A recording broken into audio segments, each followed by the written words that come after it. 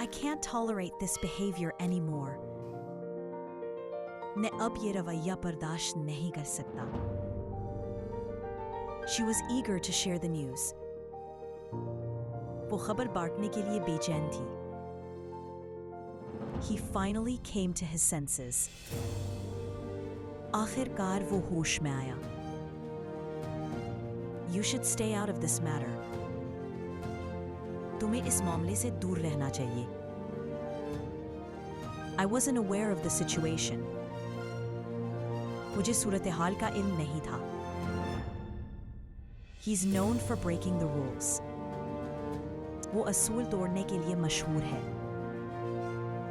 It took me a while to calm down. मुझे पुरसुकून होने में कुछ वक्त लगा. She blamed me for the mistake. उसने गलती का इल्जाम मुझ पर डाला. You must stick to your decision. तुम्हें अपने फैसले पर कायम रहना चाहिए. I had no choice but to agree. मेरे पास मानने के सिवा कोई चारा नहीं था. Don't interfere in my personal life. मेरी ज़ाती ज़िंदगी में मदाखलत मत करो. He's capable of doing much better. वो उससे कहीं बेहतर करने की सलाहियत रखता है. I tried to make up for the loss. मैंने नुकसान पूरा करने की कोशिश की. She's struggling to meet the deadline. वो डेडलाइन पूरी करने के लिए जद्दोजहद कर रही है. You need to learn from your mistakes. तुम्हें अपनी गलतियों से सीखने की जरूरत है.